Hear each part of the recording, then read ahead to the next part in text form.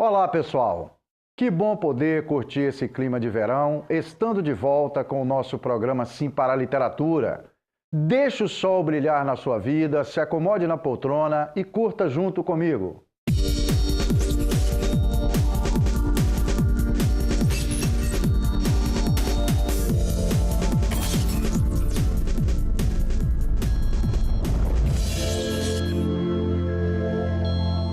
No nosso programa Sim para a Literatura, entre outras informações, temos as colunas Dica de Leitura e Dica de Livro. Temos também as colunas Apaixonados pela Leitura, a participação de telespectadores, além de entrevista e muito mais. Nessa edição, vamos continuar essa saudável e agradável caminhada sobre a literatura e, claro, convidamos você a fazer essa viagem junto conosco. Leitura é fundamental. Se nós lemos, nós temos um melhor vocabulário, podemos nos expressar melhor, podemos criticar, questionar, buscar os nossos direitos, ficamos informados sobre a situação e os momentos atuais, não ficamos alheios às situações e não podemos discutir ou debater. Então a leitura é de suma importância para as nossas vidas, para que possamos ser uns cidadãos que saibamos cobrar e buscar os nossos direitos. Fundamental para a nossa formação. A leitura foi fundamental em muitos aspectos da minha vida.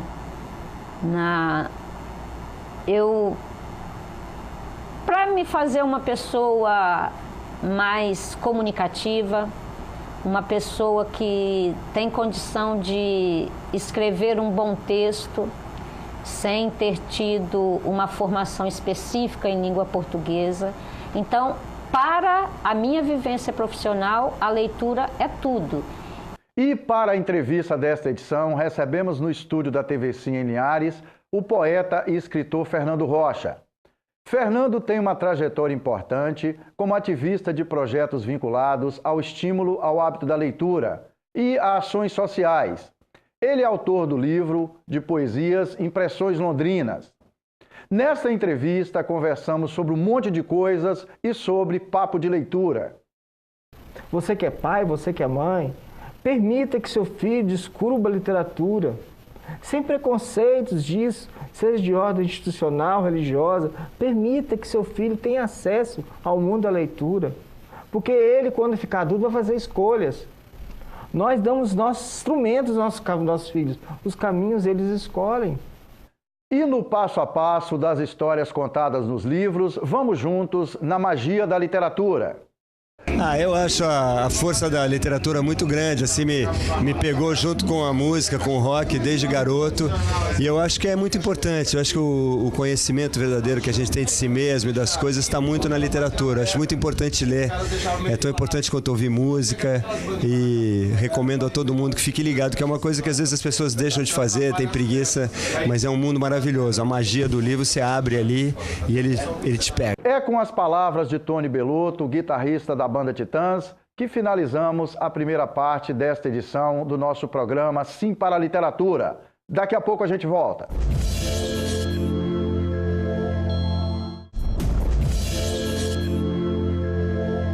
Estamos de volta com o nosso programa Sim para a Literatura, curtindo esse calor do verão, e é muito bom continuar na sua companhia. E na nossa dica de leitura desta edição, vamos de Leandro Carnal. Dicas muito legais para adquirir o hábito da leitura. Acompanhe comigo. Ler é um gesto poderoso de expansão da mente. Quando eu tenho um livro em mãos, eu tenho um amigo que nunca reclamará se eu abrir ou fechar, seja em qualquer suporte, papel, seja em meio eletrônico, em suporte eletrônico. O importante aqui é a leitura, não exatamente onde ela está colocada. O importante é ler degustando as palavras, prestando atenção na construção das frases e voando com as ideias. A leitura é um desafio que entra na sua consciência e não sai mais. É um hábito. Os hábitos, diz Aristóteles, são uma segunda natureza. Os hábitos são a capacidade que eu tenho de começar a fazer as coisas sem que eu precise me forçar, porque o cérebro já está encaminhado para aquilo. Se você não tem a prática da leitura, comece com coisas mais curtas, como os contos. Nós temos na literatura brasileira uma grande tradição de contos muito bons. Temos Clarice Lispector, temos Machado de Assis, temos Rubem Braga, temos contos do exterior, contos que vêm da Rússia, contos que vêm de grandes autores contemporâneos. Aproveite, entregue-se a esse exercício, comece lendo coisas mais simples e após pegar um gosto e após desenvolver mais essa habilidade, vá lendo coisas mais complexas. Faça seu próprio programa de leituras, procure auxílio de quem conhece mais, entregue-se à leitura e saiba que, como as pessoas, alguns livros são mais fáceis, outros mais difíceis, alguns muito misteriosos, outros mais árduos e outros muito divertidos. Já na nossa dica de livro desta edição, vamos juntos com a professora Selma Pessotti, aqui de Linhares. Ela compartilha conosco uma história muito interessante sobre vitória e superação. Hoje eu vim falar um pouquinho para vocês sobre um livro que marcou muito a minha vida. O nome dele é Feia, é de uma escritora que não é brasileira, eu não me lembro agora de que região ela é. Ela se chama Constance e ela conta a história da vida dela. Desde criança ela é muito maltratada, ela sofria muito nas mãos da mãe dela. Ela é filha de pais separados. E aí tem mais 4 ou 5 irmãos e ela tinha que fazer todo o serviço de casa com a ajuda dos irmãos. À noite ela tinha muito medo porque a mãe dela ela era muito brava.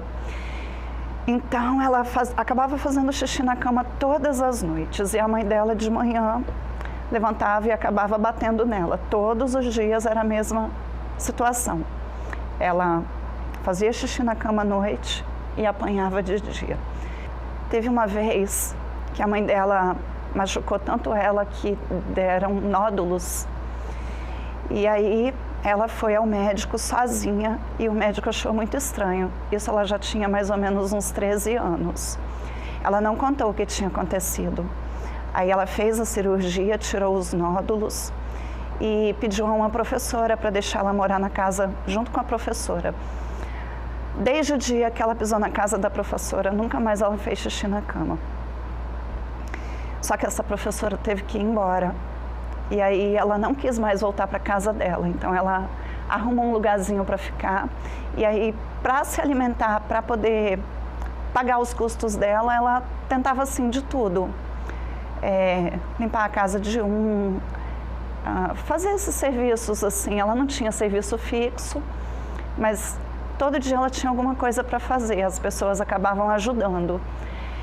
E até que ela foi trabalhar com advogados. E ela queria muito ser advogada. E ela conseguiu. Ela foi uma das melhores alunas da escola e por causa das notas ela conseguiu entrar numa faculdade bem conceituada. O restante da história eu não vou contar. Quem tiver interesse de ler, procura o livro. É uma história fantástica. Eu vejo assim que é um exemplo de vida. É uma mulher que luta dignamente para conseguir se dar bem na vida e sofre bastante. Olha, pessoal, a professora Selma Pessotti desenvolve um conjunto de ações na Escola Polivalente de Linhares 1, aqui no município, que tem como objetivo incentivar alunos e alunas da escola ao hábito da leitura. Vale muito a pena conhecer esse projeto. Eu, pessoalmente, considero um dos melhores exemplos que tem aqui. E convido a vocês a seguir também o exemplo do Paulo, esse nosso parceiro, que tem usado sua experiência de leitura para incentivar pessoas do seu círculo de relacionamento ao contato com os livros. Nossa coluna Participação de Telespectadores.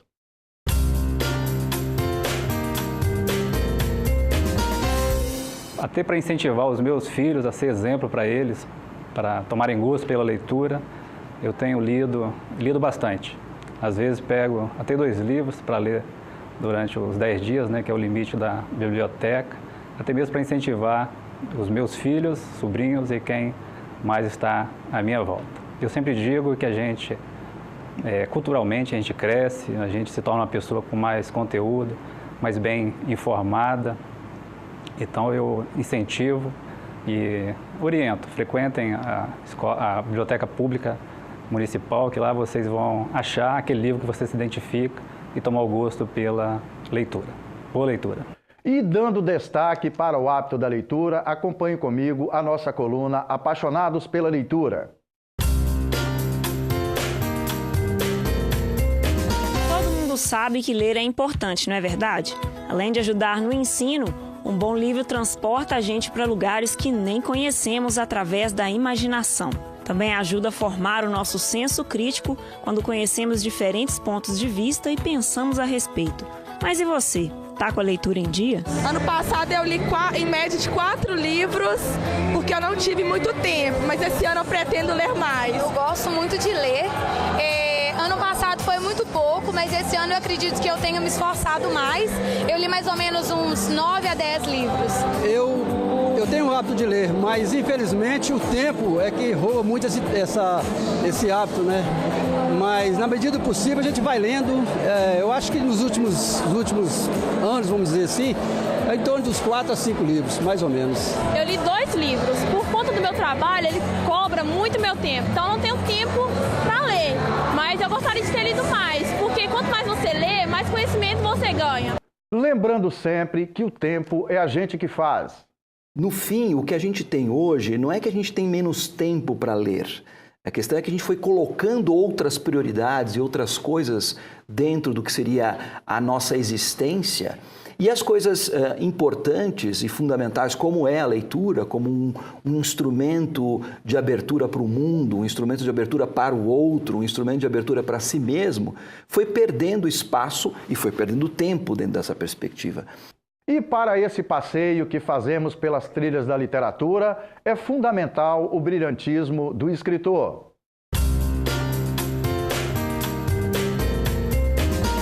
O escritor tem uma bandeira muito grande, que é levar a ilustração para a vida, levar as coisas interessantes. Então, eu reputo o escritor como uma figura exponencial, seja na poesia, seja no conto, seja no romance. Falar do escritor é falar de alimento, um alimento capaz de reproduzir temáticas interessantes. O escritor não pode viver numa redoma de cristal, ele tem de sair. E essa saída é uma estratégia muito importante para redimir o cotidiano do leitor. O escritor não é aquela figura faraônica, aquela figura difícil, aquela figura inatingível. É uma figura que faz parte do projeto social, que faz parte da sociedade.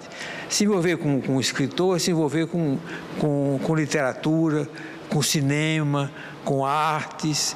Portanto, é muito interessante essa liga entre escritor e sociedade. E é com essa belíssima participação de Antônio Bezerra que finalizamos a segunda parte desta edição do nosso programa Sim para a Literatura. Daqui a pouco a gente volta.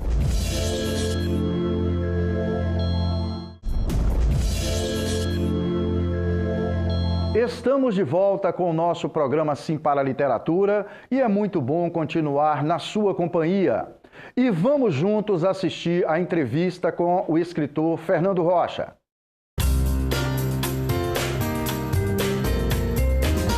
Desse seu histórico de leitura de livros de literatura, você é um cara que tem uma leitura geral, né? Lê jornais, revistas, outras leituras, poesias e tal. Mas assim, tem um livro que marcou sua trajetória como leitor? Sim. Você me falou do livro O Menino do Dedo Verde, né? Sim, fala um pouquinho desse livro pra gente. Maurício Druon, é um clássico francês. Nós até vamos mostrar a foto do livro durante a entrevista. É um clássico mundial, esse livro é um clássico, e ele é absolutamente atemporal, ou seja que embora ele tenha sido escrito há praticamente 2 séculos atrás, ele continua muito atual, porque você tem o personagem central dele, Tsu, que é um menino que ele tem características que são muito importantes no dia de hoje e continuam sempre ativas. Tipo, ele é uma pessoa muito proativa, ou seja, ele toma atitudes que a pessoa não espera. Ele não espera o outro para fazer o melhor. Ele faz o melhor dele, doa o melhor dele para o outro. Eu sei. Ele toma atitude, ele não espera o outro tomar atitude, não. Ele vai lá e toma atitude. É igual no trabalho. A gente tem que esperar o chefe esperar da gente, dar atitude para a gente fazer, não. Muitas vezes a gente toma uma atitude ponderadamente, obviamente, com racionalidade, para surpreender o chefe, para fazer o melhor. Então, isso é uma característica. Outra característica também, a questão da empatia. Ele sempre tem um personagem que tem os poderes de tudo que ele toca vira flor, vira alegria, colorido, né? Então ele usa isso para promover bem-estar para as pessoas, nos presídios, nos locais que ele vai, nos hospitais, porque ele pensa no outro, ele se coloca no lugar do outro. O que é hoje nossa vida corrida, né? Às vezes a gente não pensa no outro, a gente pensa muito em nós mesmos. Acaba esquecendo, né, esses detalhes importantes. E uma valorização muito importante que eu acho no livro é o respeito que há em relação à família, respeito que ele tem com os mais velhos. Que hoje realmente você pega um ônibus, você vê jovens, não se levantam para dar lugar para um deficiente físico, para um senhor mais idade, uma pessoa de mais idade. Isso faz uma diferença muito grande. Aí, e esse livro é muito exemplo nesse sentido. É uma referência bacana para várias gerações. Para várias gerações. Fernando, aí você trouxe também, a gente vai mostrar aqui a foto do livro, Karina. Esse livro, rapidamente, Fernando, focando o livro, fala de que esse livro? E por que é importante para você? É um romance, por quê? Primeiro que é capixaba, de 91, a leitura da Virginia Tamanini. Isso. E ela conta a saga dos italianos, imigrantes italianos, na região de Santa Teresa. Mas assim, um detalhe, sabe? Das picadas que eles faziam pela madrugada, pela noite afora, a chuva torrencial que caía, dos casebres, aquelas casinhas no meio da mata que eles faziam, até chegar às cidades, construir cidades, as aldeiazinhas até, eles assim, colonizando ali, onde podiam plantar alguma coisa, colher, produzir. Uma ocupação, é muito lindo. É muito bonito, sabe? Um trabalho, saber como que uma cidade, como o Estado... Como é que o Estado usufruiu disso, né? Aquela coisa das tradições, das tradições, né? Isso é muito interessante. Muito trabalhador, e nós, como sociedade civil organizada, nós temos que conhecer nossas origens. Temos que respeitar os nossos valores. E a leitura, e o hábito de leitura é muito importante justamente por causa disso. Você conhece, você vai em lugares que você nunca foi através da leitura. Do livro. Você conhece quem fez história e quem é história através da leitura. Fernando, aí você tem algumas práticas de escrita. Como é que funciona isso, Fernando? Até para a gente ter como referência para o nosso telespectador, como é que você se organiza para escrever? Porque você escreve essencialmente poesias, né? Isso. Como é que vem isso para você? É um momento de inspiração? No primeiro livro que eu lancei, em 2004, pela Lei Laceno Calmon, foi o primeiro livro, Seguro Antônio Bezerra Neto, o nosso maior literato que nós temos hoje de Linhares, um poeta de Currais Novos do Rio Grande do Norte, mas linharense de coração, um cátedra, um cara fantástico. É a minha inspiração. Ele é a minha inspiração. Então, o que acontece? Segundo ele, foi meu livro foi o primeiro livro do Espírito Santo, inglês e português, que fala de uma metrópole que é Londres. Experiência que eu já tive, que eu já morei na Inglaterra. Você morou fora lá? Morei fora. Então, eu trouxe, na época, vários manuscritos. Aí Bezerra falou, Fernando, por que você não transforma esses manuscritos que você trouxe em poesia, em um livro? Como se fosse uma caixa de bombons, umas coisas gostosas para a gente se deleitar. E aí que nasceu a ideia do livro, chama-se Impressões Londrina. Em inglês tem um título London Perceptions. E a Maria Olímpia, que é minha coautora, porque ela traduziu o inglês britânico belíssimo, a professora Maria Olímpia, que é a atual secretária de Educação de Linhares. Entendeu? E eu pretendo agora, com a volta da Lastênio Calmon, que o secretário Ivan se comprometeu, restaurado, nós temos agora nosso Fundo Municipal de Cultura, que eu creio que vai ser realmente muito bom para a cidade, então de parabéns à Secretaria. Então, eu creio que a partir daí eu quero relançar Impressões Londrinas, porque Impressões Londrinas são poemas grandes. É um livro pequeno, poucas páginas, mas são poesias densas, grandes, descritivas. Você anda comigo pela Londres medieval até a Londres moderna do século XXI. Eu sei. Entendeu? Então, o que acontece?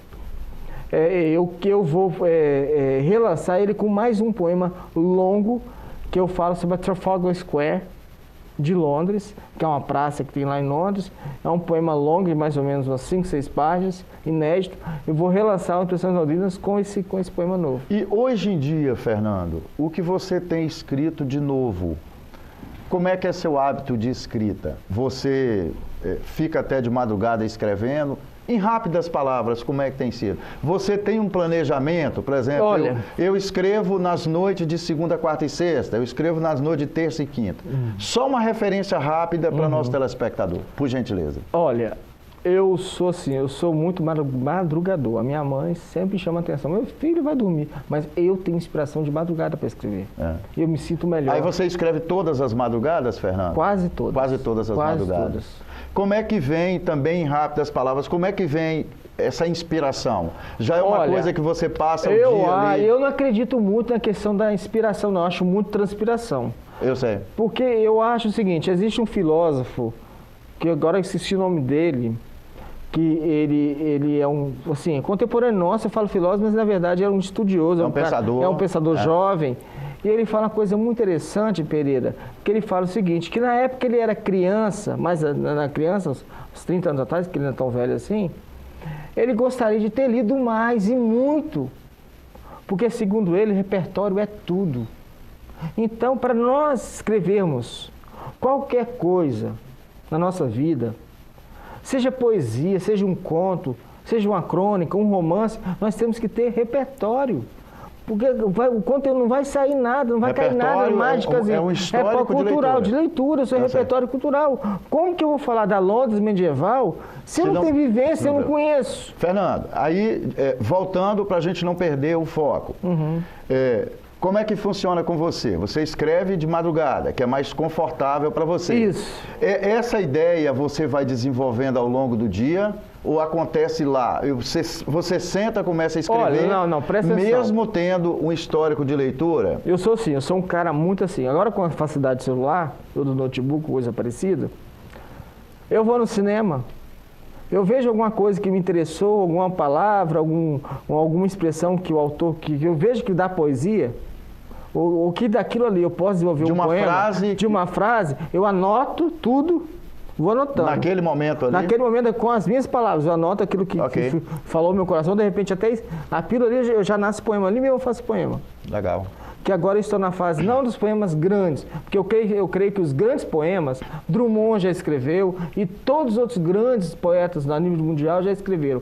Hoje que nós temos uma sociedade flash, moderna, rápida, da internet, nós não temos tempo mais para poesia de 5, 6 páginas, entendeu? Tem hoje poetas nossos, hoje contemporâneos, são famosos, até na televisão, que fazem poemas de 10, 20, 30 páginas, mas nem todo mundo tem tempo hoje não, então eu sou a favor hoje, tenho procurado fazer as nanopoesias, ou seja, eu escrevo com poucas palavras, com poucos conectivos para escrever o suficiente para ser entendido. Não para escrever pouco, não é escrever pouco, é você escrever, não é você que ser como é que se diz? Reducionista, não. Não, é você escrever com poucas palavras, poucos conectivos, preposição, artigo e tal, menos complexo, né? E escrever o suficiente para ser entendido no mundo de hoje. Fernando, o tempo da nossa entrevista ele é sempre restrito, né? Com certeza. Então, assim, para a gente ir finalizando, a gente está bem. Para a gente finalizando, eu queria que você falasse também para nosso telespectador, também de uma forma assim, breve, né? Você participa de algumas ações voltadas para a comunidade. Eu queria que você falasse um pouco para o nosso telespectador. Bem, eu trabalho... Que é levar poesia em alguns ambientes da comunidade. Eu trabalho na Secretaria Municipal de Segurança Pública. Coronel Jones, nosso secretário, salve, Coronel Jones, respeito muito, é o meu chefe, eu tenho uma gratidão, um respeito muito grande, o homem tem uma visão muito ampla, ele permitiu, me viu como escritor, como poeta, como antes de tudo como ser humano, e me trouxe para dentro da secretaria, me deu liberdade, lá eu desenvolvo meus projetos de leitura, entendeu? Desde o primeiro mandato, do mandato dele que ele teve no mandato como Querino, eu desenvolvo rodas de leitura em escolas, instituições públicas, que sou convidado. E assim, é muito gratificante você ver crianças de 9 anos, 7 anos. O olhar das crianças quando elas estão em contato com a poesia, né, Fernando? Porque a visão que nosso secretário tem é fantástica, porque segundo ele, você não vai trabalhar a segurança pública simplesmente só com a arma, com a arma, com novas viaturas, mas sim com a questão humana, com a humanização. Nossas crianças querem flores, nossas crianças querem beijos, nossas crianças querem abraços, nossas crianças querem poesia. E é isso que a gente leva nas instituições. E através dessa ação, de ações simples dessas, de projetos que nós desenvolvemos assim, ali, que futuramente nós teremos nossos, creio eu, índices menos alarmantes de violência no nosso município. Caros telespectadores, foi um prazer e um sinal de prestígio contar com a sua audiência nesta edição do nosso programa Sim para a Literatura. Para que vocês tenham acesso às edições anteriores e aos vídeos do programa, acesse youtube.com/simparaliteratura. Entre em contato conosco através do e-mail simparaliteratura@gmail.com. Agradecemos a sua audiência em Vitória e Grande Vitória, através do canal 20 da TV RCA. Saudações poéticas e literárias e muito obrigado.